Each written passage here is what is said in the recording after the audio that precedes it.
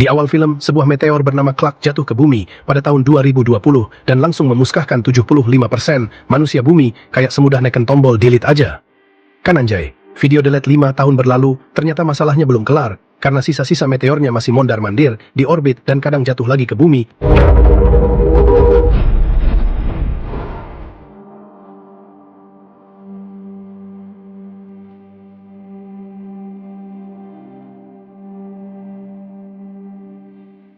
Singkatnya cerita, manusia yang tersisa membentuk kelompok-kelompok kecil demi membangun kembali peradaban manusia. Greenland jadi salah satu tempatnya. Di luar gosong karena radiasi, jadi mereka ngungsi ke sebuah bunker raksasa. Di sana, setiap orang memiliki tugas masing-masing demi memastikan kehidupan tetap berjalan, karena kiamat bukan alasan buat malas. Lalu kita diperlihatkan pada seorang pria yang bernama John. Saat itu, John lagi jalan-jalan di permukaan Greenland yang sudah gosong karena radiasi. Berbekal baju anti radiasi ala astronot KW, ia masih bisa nongkrong agak lama di luar bunker. Tujuannya cuma satu, nyari apa saja yang masih bisa dipakai buat kebutuhan orang-orang di dalam bunker. Di tengah misinya, John malah disuguhi pemandangan aliran lava yang ngalir santai di depan mata. Setelah itu dia lanjut keliling, pindah sana-sini sampai akhirnya nyasar ke tepi pantai. Di sana, John langsung nelpon bunker lewat radio dan bilang, gue nemu kapal nih. Nggak cuma satu, tapi banyak, bahkan ada kapal gede juga. Karena kepo, John masuk ke salah satu kapal. Di dalam, dia ngambil barang-barang yang masih kepakai. Sayangnya, bonus pemandangannya kurang enak, karena banyak orang di kapal itu sudah nggak bernyawa. Belum sempat lama-lama, bunker nelpon lagi dan ngasih kabar buruk. Badai gede mau datang. John langsung disuruh cabut. Tanpa mikir panjang, John langsung lari kencang balik ke bunker. Di saat-saat terakhir, John berhasil masuk bunker tepat sebelum badai datang. Masuk bunker langsung mandi radiasi. Tapi sayangnya, sering keluar bikin tubuh John keburu rusak. Dokter pun ngasih kabar pahit. Misi luar dihentikan, waktu hidup menipis. Dan tentu saja, John disuruh siapin mental buat ngomong ke istri dan anaknya.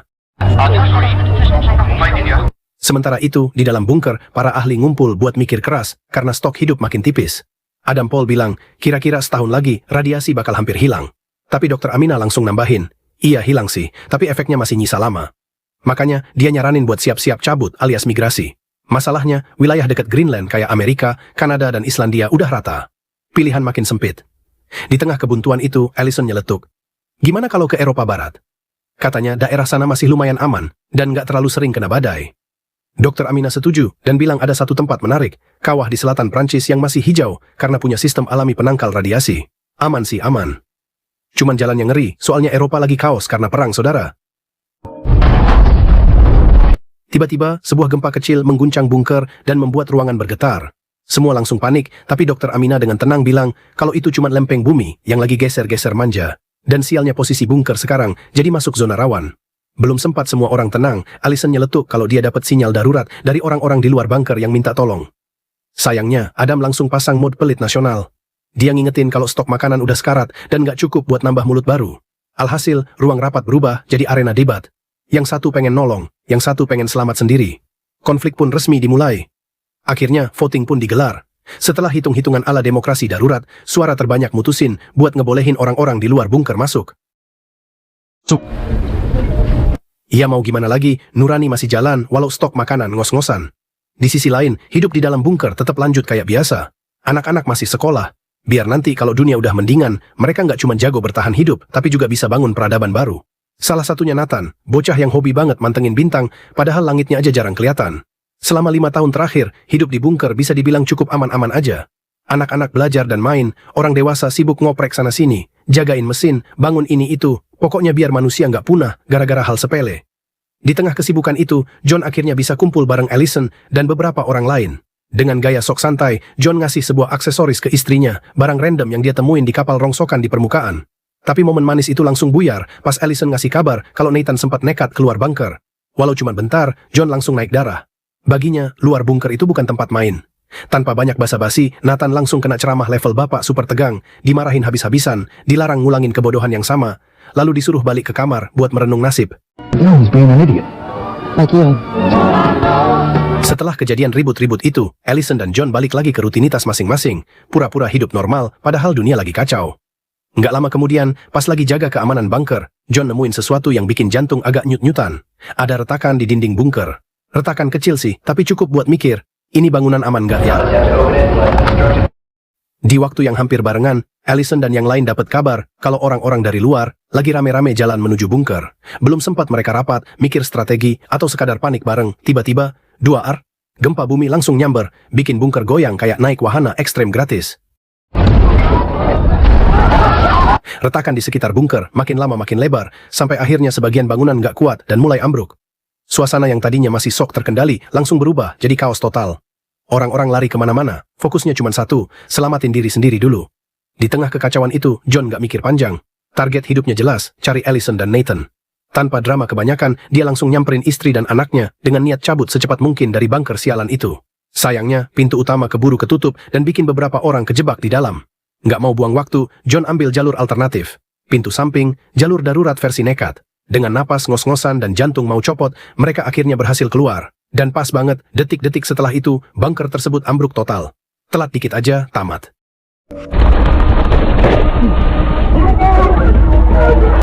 Begitu sadar kalau radiasi di sekitar situ bisa bikin tubuh pelan-pelan KO, John langsung ambil alih komando. Tanpa banyak basa-basi, dia nyuruh semua orang yang masih bareng, dia buat cabut dari Greenland, pakai kapal yang dulu pernah ia temuin di pinggir pantai. Pokoknya, nggak ada lagi waktu buat mikir panjang. Yang penting pergi dulu. Di tengah perjalanan ke kapal, mereka masih sempat nolong Dr. Amina. Tapi masalah baru muncul, kapal yang tersedia cuma 3 biji, sementara yang mau naik segambreng. Alhasil, suasana jadi kayak rebutan angkot jam pulang kerja. Dorong-dorongan nggak kehindarin. Untungnya John dan rombongannya berhasil masuk ke salah satu kapal. Supir kapal langsung teriak, nyuruh John nutup pintu, karena kapal udah kepenuhan, dan kalau nambah penumpang bisa-bisa malah tenggelam. Tanpa pilihan lain, kapal pun langsung tancap gas ninggalin Greenland. Dan pas kapal menjauh, boom, gelombang tsunami gede datang tanpa permisi, nyapu bersih orang-orang yang nggak sempat naik kapal.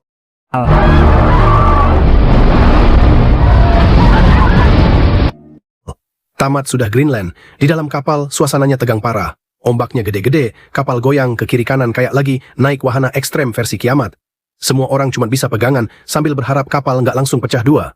Untungnya setelah drama gelombang yang bikin jantung hampir copot itu, mereka berhasil lolos dan kapal tetap melaju buat melanjutkan misi migrasi. Begitu jarak mereka makin jauh dari Greenland, John akhirnya ngumumin kabar yang bikin lega. Kualitas udara udah mulai normal, masker pun boleh dilepas, nafas pertama tanpa rasa takut, rasanya kayak menang lotre di akhir dunia.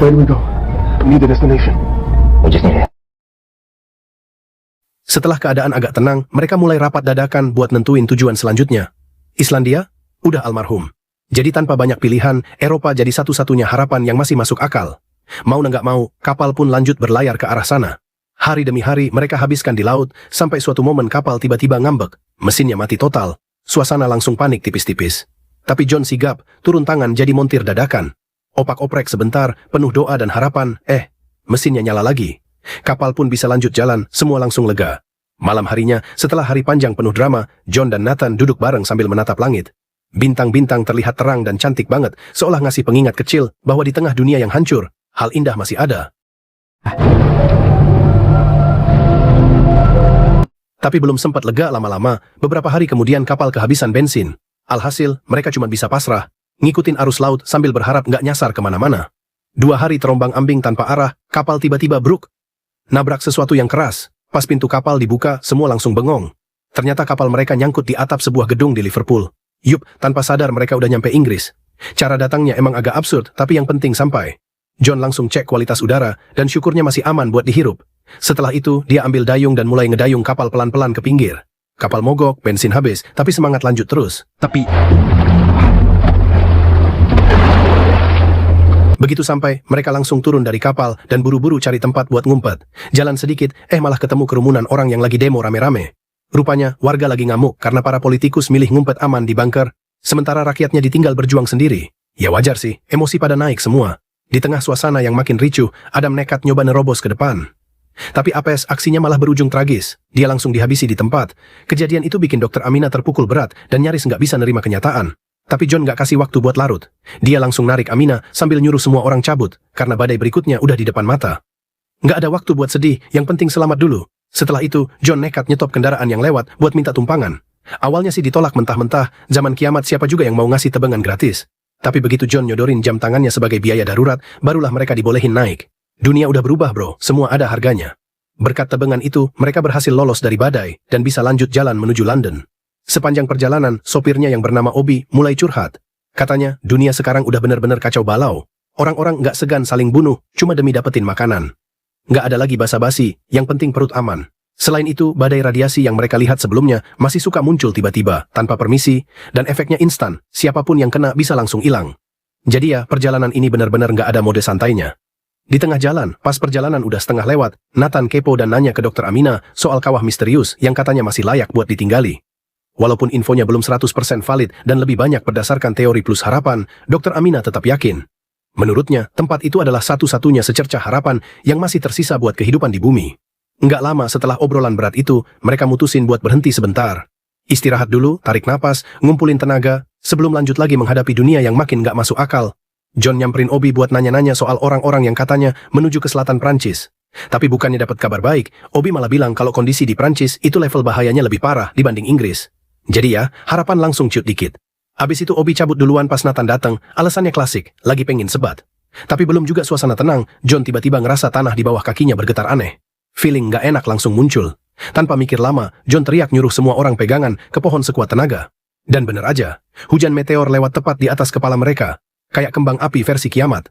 Obi yang keburu panik langsung lari ke arah mobilnya, niatnya pengen kabur.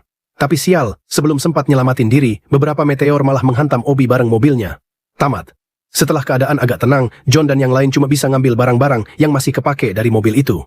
Mobil hancur, supirnya gone. Mau nggak mau, sisa perjalanan harus ditempuh jalan kaki. Dunia emang nggak ngasih opsi lain.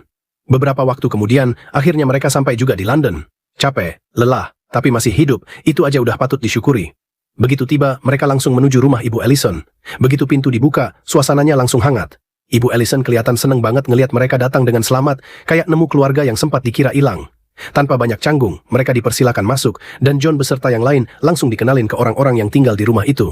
Suasana sempat terasa normal, meskipun dunia di luar lagi kacau balau. Di sela obrolan, John sempat nanya soal kawah kehidupan yang jadi harapan terakhir mereka. Tapi jawabannya agak zonk, Ibu Ellison cuma pernah dengar rumor doang, belum pernah ada bukti jelas. Habis itu, semua sepakat buat istirahat, badan udah minta tumbang. Sayangnya, kondisi John justru makin drop. Batuk-batuknya makin parah dan nggak bisa lagi dianggap sepele. Di momen inilah Ellison akhirnya tahu kenyataan pahitnya. Dokter sudah memperkirakan waktu John nggak banyak, cuma sekitar 6-8 minggu lagi. Dunia belum selesai ngehajar mereka. Begitu sadar waktunya nggak banyak, John mutusin satu hal. Sebelum tamat, dia pengen nyelesain misi terakhirnya. Bukan nyelamatin dunia, tapi cukup bawa istri dan anaknya ke tempat yang aman dan masih layak buat hidup. Ellison sempat nyaranin buat tetap di London aja. Alasannya masuk akal, ada atap, ada orang, masih bisa bertahan. Tapi John langsung nolak. Katanya dia nggak jauh-jauh melewati neraka, cuma buat numpang hidup di kota yang bisa ambruk kapan aja. Buat John, tujuannya cuma satu. Kawah misterius yang katanya masih nyimpen harapan hidup. Entah benar atau cuma mitos, yang penting dicoba. Keesokan harinya, tanpa banyak drama, mereka pakai mobil milik Ibu Ellison dan lanjut gas perjalanan, bawa harapan terakhir yang masih tersisa. Ibu Ellison akhirnya memilih tetap tinggal di rumahnya, jadi benteng terakhir buat orang-orang yang masih bertahan di sana. Sementara itu, John, Ellison, dan Nathan lanjut jalan menuju selatan Prancis. Katanya sih cuma sekitar 2 jam perjalanan, kalau kondisi normal, bukan kiamat. Di tengah perjalanan, saat mereka lagi ngobrol santai di mobil, tiba-tiba brak. Kaca ditembus peluru. Tanpa aba-aba, Dr. Amina langsung tertembak dan meninggal di tempat. Suasana langsung berubah dari ngobrol santai jadi chaos total. John dan Ellison buru-buru ngurusin keadaan. Hal pertama yang mereka cek tentu Nathan. Dan untungnya anak itu masih aman tanpa lecet sedikit pun. Dr. Amina kemudian dimakamkan dengan layak, dan John sempat memanjatkan doa, berharap semua pengorbanannya nggak sia-sia. Setelah kejadian pahit itu, mereka bertiga kembali melanjutkan perjalanan. Kali ini dengan suasana yang jauh lebih sunyi. Mereka menyeberangi sebuah selat laut yang dulu penuh air, tapi sekarang sudah kering kerontang. Bukti lain kalau dunia memang benar-benar lagi nggak baik-baik saja. Begitu sampai di ujung, mereka harus rela ninggalin mobil. Soalnya mau lanjut ke seberang cuma ada satu jalur. Jembatan kecil yang kelihatannya nggak ramah sama orang takut jatuh. Nathan langsung pucat. Anak itu memang punya bakat spesial, takut ketinggian. Tapi John pelan-pelan nenangin anaknya, ngomong baik-baik, sampai akhirnya mereka bertiga nekat, mulai nyebrang. Masalahnya, angin di bawah jembatan kencang banget, bikin kaki goyang kayak habis minum kopi kebanyakan. Sedikit salah langkah, bisa langsung terjun bebas. Untungnya, dengan napas ditahan dan doa nggak putus, mereka berhasil sampai ke seberang dengan selamat. Dikira sudah aman. Belum. Di depan masih ada jembatan kedua. Kali ini mereka nggak sok jago, langsung merangkak pelan-pelan sambil pegangan erat. Angin kembali datang tanpa permisi, bikin suasana makin tegang dan jantung makin nggak santai. Parahnya lagi, di sebelah mereka ada jembatan lain yang tiba-tiba nggak kuat nahan beban. Krak! Orang-orang di atasnya langsung jatuh satu persatu.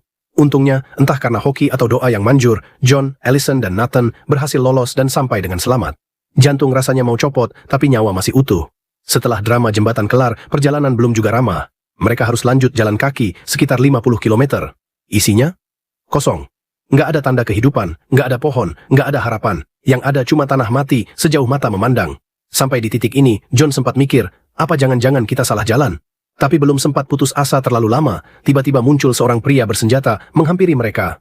Dengan tatapan waspada, pria itu langsung nanya tujuan perjalanan mereka. Dan suasana pun kembali tegang. Allison lalu jelasin kalau mereka sekeluarga lagi nyari jalan ke kawah kehidupan. Bukannya curiga atau pasang muka serem, pria bersenjata itu malah langsung jabat tangan John dan nawarin tumpangan. Fix, ini tipe orang baik yang masih tersisa di dunia kiamat. Berkat bantuannya, mereka akhirnya sampai di selatan Prancis. Di sana John dan keluarganya diajak mampir ke tempat tinggal si pria tadi. Mereka pun dikenalin ke istrinya, Julia, dan putrinya, Camilla. Julia sayangnya terkena radiasi parah sampai lumpuh total dan gak bisa bicara. Sementara Camilla masih sehat dan ceria, kayak secercah harapan di tengah dunia yang amburadul. Malam itu mereka makan bareng sambil ngobrolin soal kawah kehidupan, entah beneran ada atau cuman rumor. Setelah itu, Nathan mulai pamer ilmu dengan ngenalin Camilla ke rasi bintang favoritnya. Obrolan anak-anak tapi hangat. Di sisi lain, John dan Allison akhirnya bisa rebahan sejenak. Mereka ngobrol soal masa lalu, termasuk momen waktu mereka menikah. Saat itu, John pernah janji bakal jaga Allison sampai napas terakhirnya. Dan kelihatannya, janji itu benar-benar dia pegang. Keesokan harinya, pria itu ngasih saran ke John buat lewat jalur rahasia yang ada di peta.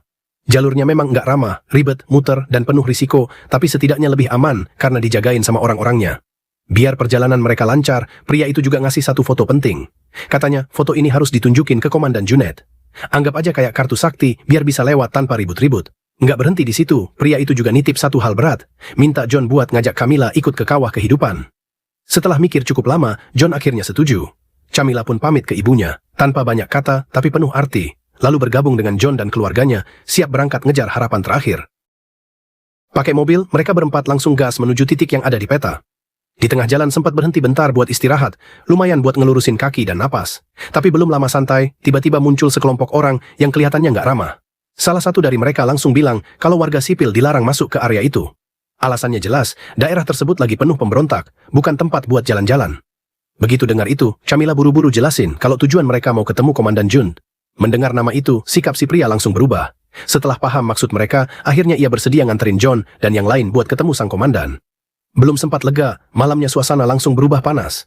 Suara tembakan mulai terdengar, tanda kalau peperangan resmi pecah dan perjalanan mereka makin jauh dari kata aman. Pria itu langsung ngasih pesan tegas ke John dan yang lain. Ikutin gerakan gua, jangan sok jago. Jadi mereka cuma nurut, jalan nunduk, dan berharap peluru nggak nyasar. Walau jalurnya ribet, penuh risiko, dan bikin jantung kerja lembur, akhirnya mereka berempat berhasil nyebrang ke sisi seberang dengan selamat. Sampai di sana, si pria pamit. Katanya, dia harus balik lagi ke medan perang buat ngelawan para pemberontak. Dunia belum kehabisan orang nekat rupanya. Setelah berpisah, John dan keluarganya sampai di sebuah perkemahan. John langsung nyari Komandan Junet sambil nunjukin foto yang dibawa. Kayak nunjukin tiket masuk. Tapi sialnya, Komandan Junet ternyata sudah gugur di medan perang. Meski harapan sempat runtuh, John nggak mau nyerah. Dengan sisa tenaga dan keyakinan, ia tetap memohon agar dirinya dan keluarganya dibantu buat lanjut menuju kawah kehidupan. Untungnya, pria itu akhirnya ngasih lampu hijau. John dan keluarganya boleh ikut rombongan lain naik sebuah bus. Fix, ini jadi perjalanan terakhir mereka. Atau setidaknya begitu harapannya. Di dalam bus, John akhirnya bisa duduk dan narik napas agak panjang. Badan capek, kepala pening, tapi setidaknya bisa istirahat sebentar. Sayangnya, dunia belum selesai ngetes kesabarannya. Di tengah jalan, bus mendadak diserang sekelompok orang yang niatnya jelas. Rebut kendaraan, situasi langsung chaos. Beberapa penumpang diseret turun, sebagian nggak sempat ngelawan. Kacau total. Melihat itu, John nggak bisa diam. Dengan sisa tenaga, ia langsung melawan salah satu penyerang. Suara tembakan pecah beberapa kali. John memang berhasil ngalahin lawannya, tapi harga yang harus dibayar mahal. Dia tertembak dan lukanya cukup parah. Tanpa banyak mikir, Allison langsung ambil alih kemudi. Dengan tangan gemetar tapi tekad penuh, ia membawa bus melaju terus menuju kawah kehidupan, tempat yang jadi tujuan terakhir mereka. Sayangnya, medan yang makin nanjak bikin bus angkat tangan. Mesin udah nggak sanggup, jadi mereka terpaksa turun dan lanjut jalan kaki. Capek? Jelas. Tapi akhirnya, mereka benar-benar sampai di kawah kehidupan. Di momen itu, John ngerasa lega banget.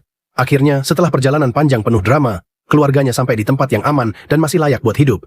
Tapi di saat yang sama, luka yang dia derita mulai ngasih efek. Badannya lemas, dan John langsung roboh ke tanah. Dengan sisa tenaga yang ada, John cuma bilang terima kasih ke Allison, karena sudah jadi istrinya, sudah menemani sejauh ini. Nggak lama setelah itu, John pun pergi untuk selamanya, tepat setelah memastikan keluarganya aman. John bukan pahlawan super. Dia cuma seorang ayah dan suami yang pengin keluarganya hidup layak. Dan di akhir cerita, meski hidupnya habis, misinya berhasil. Dan film pun berakhir